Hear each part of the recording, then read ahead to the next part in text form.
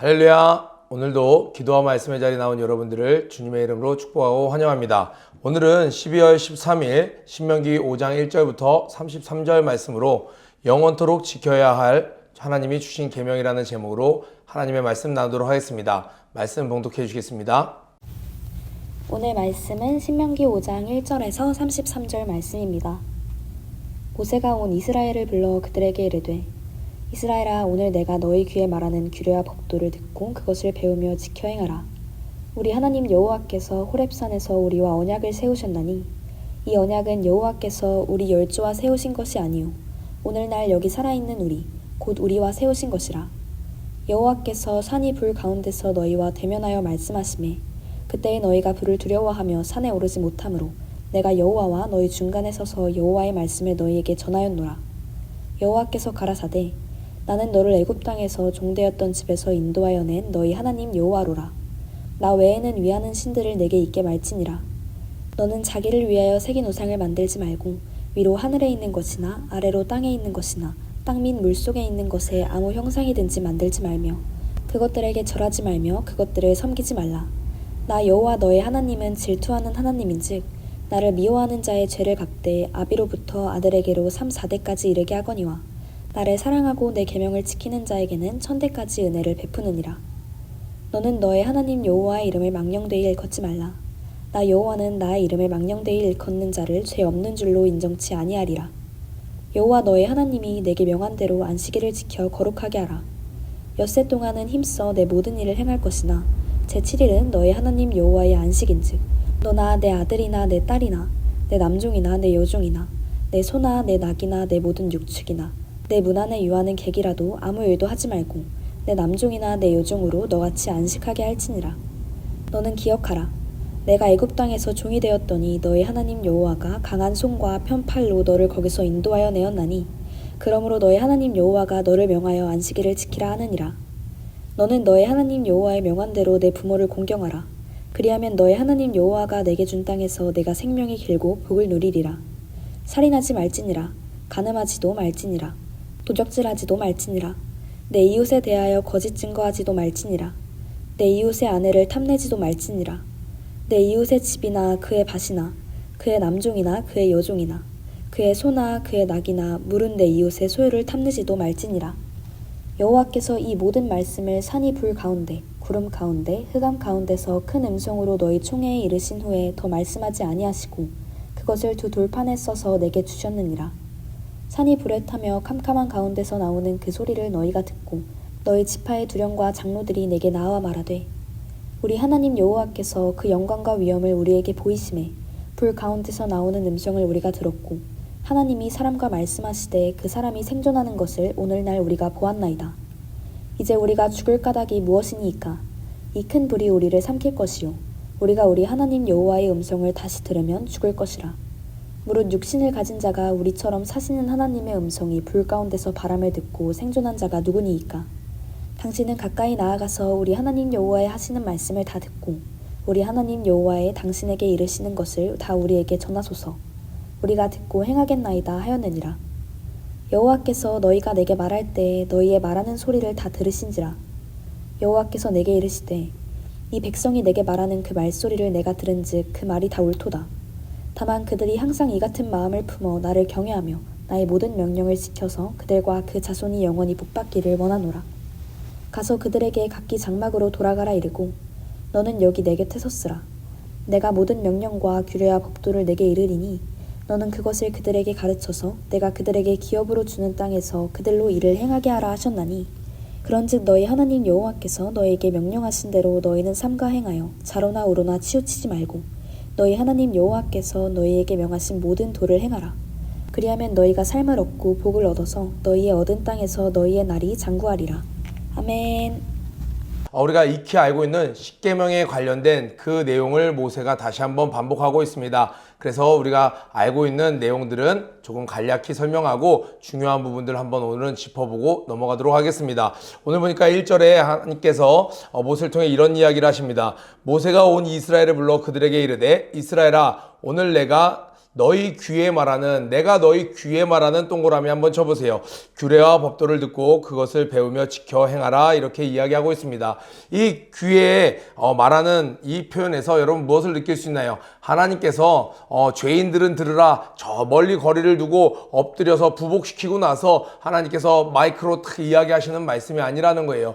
귀에 대고 말하는, 물론 이때 당시에 하나님께서 그 산 위에서 그 불같은 음성을 내리셨습니다. 이스라엘 백성들이 듣기에 되게 두려웠어요. 그러나 하나님의 마음은 귀에 대고 말하는, 어떤 의미예요? 여기 사람이 너무 많은 곳에서, 88체육관 같은 곳에서, 혹은 축제에서, 혹은 롯데월드 같은 곳에 가서 친한 친구들이 있는데 옆에 뭔가 메시지를 전하고 싶은 거예요. 다른 사람들 때문에 잘 안 들릴까봐 일로 와 해서 귀에 대고 이야기를 하는 거예요. 둘의 관계가 친밀하고, 또 뭐예요? 상대방이 잘못 알아듣지 않도록 배려할 때 이렇게 가까운 사람에게 귀에 대고 이야기를 합니다. 하나님께서 이스라엘 백성들에게 친밀한 관계를 표하시면서 이것을 어렵지 않게, 오해하지 않도록 귀에 대고 설명해 주는 것처럼 이야기하시겠다라는 거예요. 하나님께서 이스라엘 백성을 이렇게 가까이 여겨 주셨다라는 것을 우리는 먼저 기억하면서, 오늘날도 하나님께서 우리에게 이렇게 말씀하기를 원하신다라는 것을 기억하시길 바라요. 자, 2절에 보니까 우리 하나님 여호와께서 호렙산에서 우리와 언약을 세우셨나니, 3절의 별표입니다. 이 언약은 여호와께서 우리 열조와 세우신 것이 아니오 오늘날 여기 살아있는 우리, 곧 우리와 세우신 것이라. 지금 모세가 이야기하는 거예요. 얘들아, 이 십계명, 너희 할아버지, 할머니, 또 어머니, 아버지 세대가 그 모세, 내가 직접 두 돌판을 받아왔는데 너희 열조를 위한 것만이 아니라, 지금 이 말씀을 듣는 사람들은 누구예요? 40년이 지나서 그들의 자녀 세대예요. 이 세대들이 듣고 있는 거예요. 그러니까 이 세대들에게 이 돌판을 가지고 가서, 이거 너희들 조상들에게만 주신 말씀이 아니라 오늘날 우리에게 주시는 말씀이란다 하면서 이 십계명을 다시 반복해주고 있습니다. 이 자세가, 이 모세의 말이 오늘날 하나님의 말씀을 듣는 저와 여러분의 자세가 되어야 하는 것이죠. 오늘 우리가 이 지금 신명기 말씀을 배우면서 이것은 과거의 이스라엘 백성 말씀이야, 과거에 하나님이 모세에게 주셨던 말씀이야, 그렇게 듣는다면 우리는 매일매일 이렇게 말씀을 묵상하고 또 이해하려고 힘쓰고 기도하고 붙잡고 살아갈 필요가 없는 것이죠. 왜요? 우리에게 주신 말씀이 아니기 때문에 그렇습니다. 그러나 모세가 이때 당시에 했던 이 고백처럼, 말처럼 하나님의 말씀은 어제나 오늘이나 영원토록 변함없는 예수 그리스도 당신 스스로였던 것처럼, 오늘날 우리에게도 그때 당시에 주셨던 말씀처럼 생생하게 오늘날도 동일하게 저에게 해당된다는 사실을 여러분들이 기억하셔야 합니다. 그럴 때 그 말씀이 살아서 운동력이 있어서 우리에게 오늘 살아갈 힘이 되는 것이고, 우리의 어제 넘어짐에 대한 위로가 되는 것이고, 또 뛰어서 일어나서 뛸 수 있는 그런 용기의 메시지가, 또 격려의 메시지가 될 수 있는 것이죠. 하나님께서 이 십계명을 주셨습니다. 자, 그런데 이 십계명 보면요, 1계명부터 4계명까지는 하나님과 인간과의 관계의 메시지, 또 5계명부터 10계명까지는 사람 대 사람에 대한 메시지라고 해서 우리가 수직적인 관계와 수평적인 관계라고 많이 배웠습니다. 그런데 오늘 1계명에 뭐라고 이야기하고 있어요? 저기 7절, 8절, 11절, 12절, 그리고 15절, 그리고 16절부터 21절까지 10계명이 쭉 나오는데요. 자, 여러분 큐티책에도 한번 체크를 해보세요. 7절에 보니까 1계명이 나오죠. 나 외에는 위하는 신들을 내게 있게 말지니라, 이렇게 이야기하고 있습니다. 2계명은 8절에 나오고 있고요. 3계명은 11절, 4계명은 12절, 5계명은 너의 하나님 여호와가 너를 명하여 16절에 내 부모를 공경하라, 여기서부터 쭉 6, 7, 8, 9, 10계명까지 나오고 있습니다. 그런데 오늘 1계명을 보면요, 나 외에는 위하는 신들을 내게 있게 말지니라, 뭔가를 위하는 신들을 내게 있게 말지니라 라고 얘기하고 있어요. 믿지 않는 사람들은요, 우리 예수 믿는 사람들을, 하나님을 섬기는 자들을 향해서 이런 얘기를 합니다. 너무 독선적이야, 너무 편협해, 너무 자기들만 생각하는 것 같아, 너무 좀 강압적인 것 같아, 어떻게 나만 섬기라고 이야기를 해 라고 얘기하는데, 이 하나님의 말씀을 잘 이해하고 나면 여러분, 이것이 전혀 편협하거나 이렇게 어그레시브한 주장이 아니라는 것을 우리가 알 수 있어요. 하나님께서 애초에 이스라엘 백성을 택하셨던 이유가 무엇이냐면, 하나님만 섬겨서 복받는 민족을 보여주심으로 말미암아 그 열방의 다른 모든 민족들, 그런데 제가 계속 이번 주에 이야기하고 있죠. 그때 당시에 모두가 다 뭐를 믿었다고요? 신의 존재를 믿었습니다. 그래서 나름 신을 찾았어요.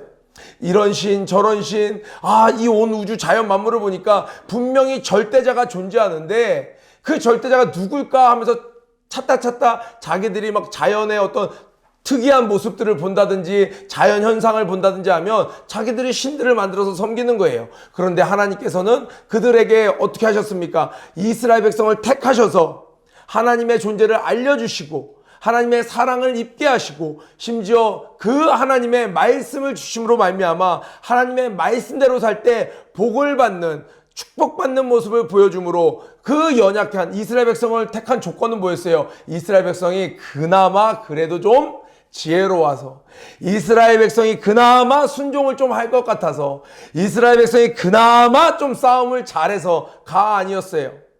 힘도 약하고 연약하고 목은 뻣뻣해서 불순종은 이루 말할 수 없이 잘하고 그 어떤 것으로도 잘난 점이 너무너무 없었어요. 다른 나라들은 물론 하나님을 섬기지 않았지만 나름대로 국방력을 키워가는 나라도 있었어요.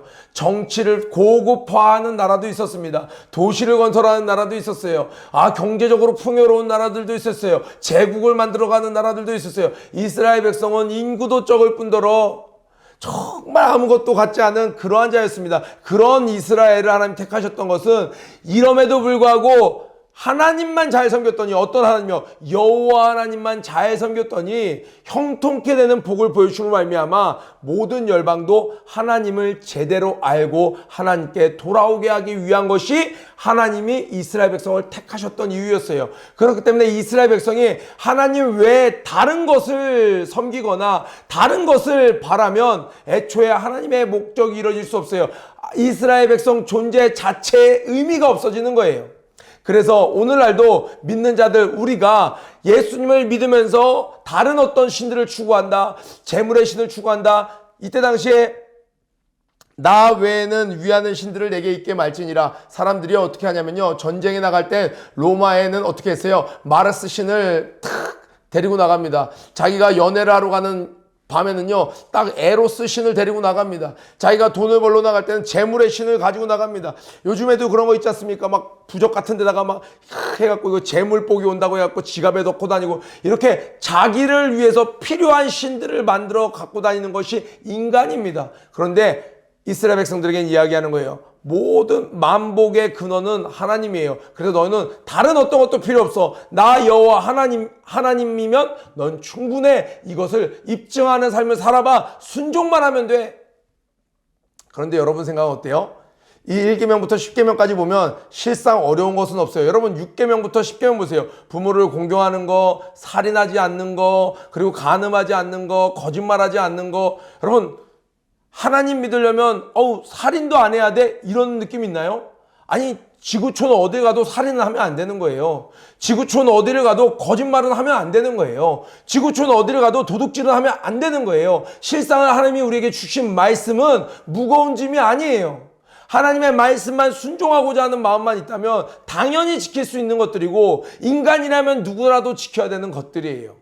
그런데 사람들은 이것조차도 지키지 않아요. 왜요? 마음속 안에 악이 있기 때문에, 인간이 육신을 갖고 있는 나는 이 죄가 있기 때문에 이런 기본적인 것들조차도 지킬 수 없어요. 그래서 우리에게 무엇으로 지키는 거예요? 내가 하나님의 말씀이기 때문에 이것도 안 할 거야, 하나님의 말씀이기 때문에 이것도 할 거야 할 때 이것들을 우리가 억제할 수 있는 힘을 갖게 되는 것입니다. 그런데 하나님은 이런 것들만 지켜도 네가 이 땅에서 장수한다는 거예요. 천대까지 복을 받는다는 거예요.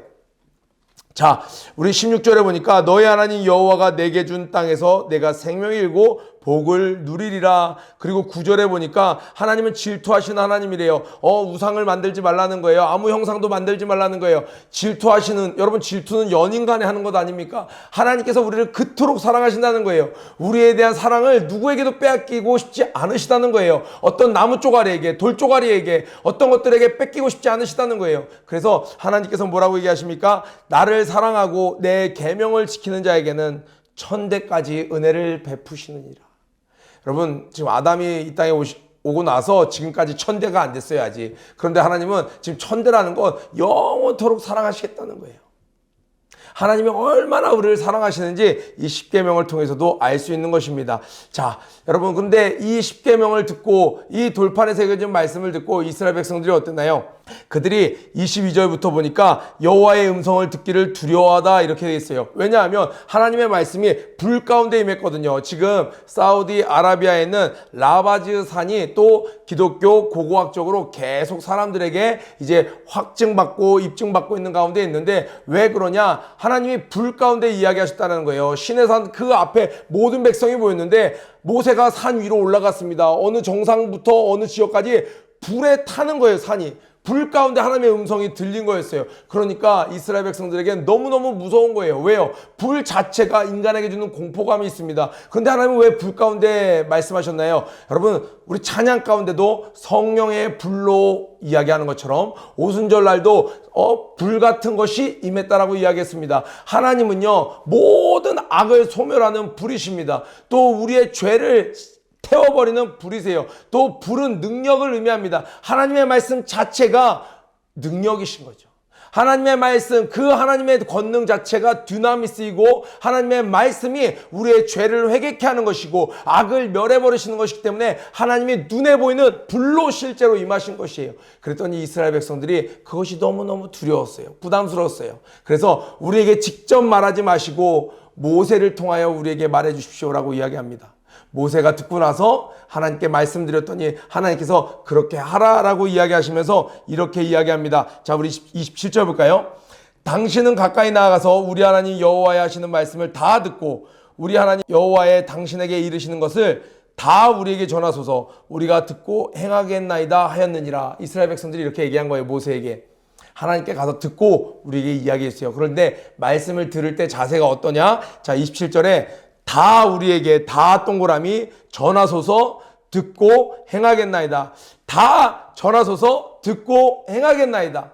여러분, 말씀을 들을 때 이러한 자세가 있어야 됩니다. 그랬더니 하나님께서 28절에 백성이 너에게 말하는 그 말씀을 내가 들은즉 그 말이 다 옳도다. 다 전하십시오. 우리가 듣고 다 행하겠습니다. 다 전하소서, 듣고 행하겠나이다 하는 이스라엘 백성들의 그 고백이 옳다라는 거예요. 그러니까 여러분, 예배 시간에 하나님의 말씀을 들을 때 좀 부담스러워요. 어쩔 때는요, 말씀을 듣고 있으면요, 옴짝달싹 못하고 그냥 얼어붙은 것처럼 두려움이 휩싸일 때가 있습니다. 그 경건한 두려움이 하나님의 말씀을 경외하는 것이 하나님 보시기에 옳다라는 거예요. 하나님의 말씀을 들을 때 영화 보듯이, 드라마 보듯이, 그냥 이렇게 소파에 기대서 보듯이 이렇게 팝콘 먹으면서 듣듯이 할 수 없다라는 거예요. 하나님의 말씀을 들으면 축복이지만 하나님의 말씀에 불순종하면 저주이고 죽음이기 때문에 그 말씀 앞에 죄인된 인간은 당연히 거룩한 부담을 가질 수밖에 없는 것이 사실입니다. 그러나 그 말씀을 향하여 자세가 어때야 된다고요? 다 전하소서, 듣고 행하겠나이다. 하나님도 그 말이 맞다, 그 자세가 옳도다 했어요. 그런데 하나님이 우려하시는 것이 있었습니다. 뭐예요? 29절에 다만 그들이 항상 이 같은 마음을 품어 나를 경외하며 나의 모든 명령을 지켜서 그들과 그 자손이 영원히 복받기를 원하노라. 여러분, 여기서 어떤 게 느껴지시나요? 29절에 다만 그들이 항상 이 같은 마음을 품어. 그래, 지금은 참 옳은 말 하는구나. 그런데 내일이면, 이틀 뒤면, 점점 익숙해지면 하나님의 말씀 우습게 여기는 거예요. 처음에 내려와서 이 돌판을 누군가에게 좀 잠깐 들어봐. 그러면 그 돌판에 새겨진 글들을 보면서 사람들이 기겁하면서 막 받들었을 거예요. 그런데 시간이 지나면 이거 안 그럴 것 같다고요? 여러분, 요즘 성경책 어떻게 대하시나요? 옛날에 우리 부모님들은요, 우리 선조들은요, 성경책을 정말 조심히 달았습니다. 근데 오늘날 우리나라에서 우리 청소년들 성경책 어떻게 다루나요? 툭툭 던집니다.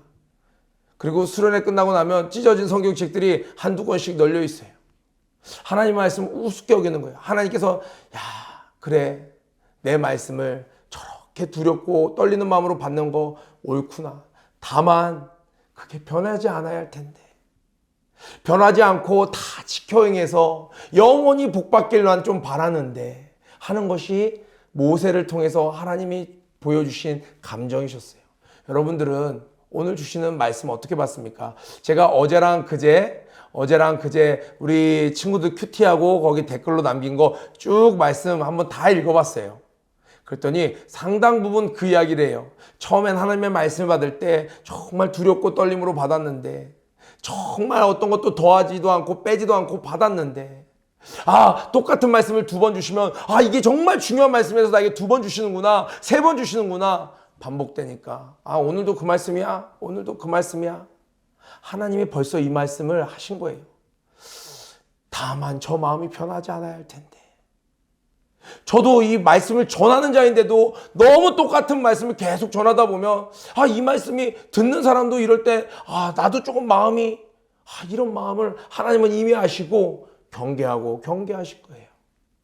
오늘 이 아침에 여러분 큐티를 딱 덮으시고요.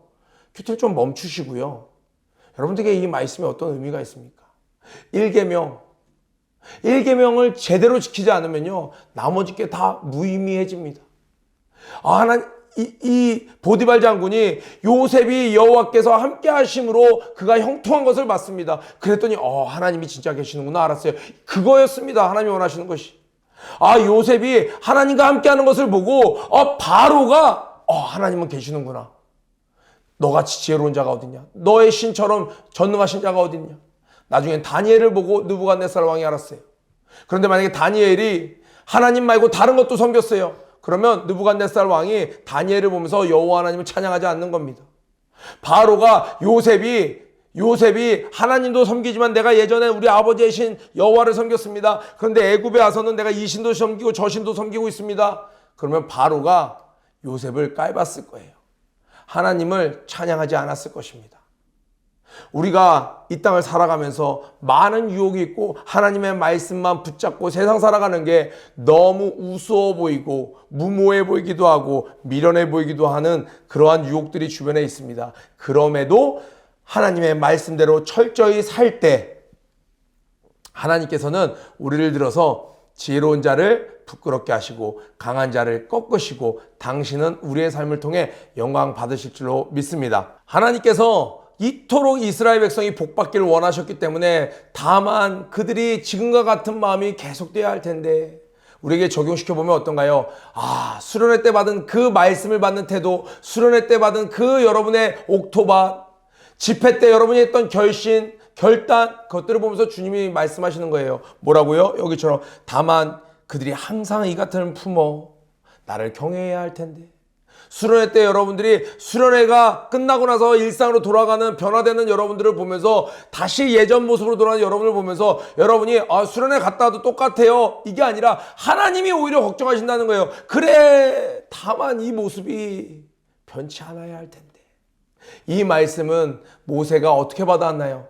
40일 동안 금식하면서 받아왔습니다. 산 위에 나무 한 폭이 자라지 않는 그 나무, 그 산 위에서 거기서 40일 금식하면서 이 모세의 돌판을 받아왔어요. 하나님께서 모세를 고생시키려고 금식시키신 게 아니죠. 무슨 메시지가 숨겨져 있나요? 하나님께서 이 주셨던 그 말씀이 40일을 금식할 정도로 가치 있는 말씀이라는 거예요. 오늘날 우리에게 하나님의 말씀을 주실 때 열흘 금식하면 한두 구절 주시고 40일 금식하면 말씀을 주신다면 여러분 어떠시겠어요? 쉽게 도전할 수도 없고 말씀을 받는 자도 많지 않으려니와 말씀을 얼마나 귀하게 여기겠습니까? 하나님께서 그 충성된 모세에게도 40일을 금식시키시면서 말씀을 주셨다라는 거예요.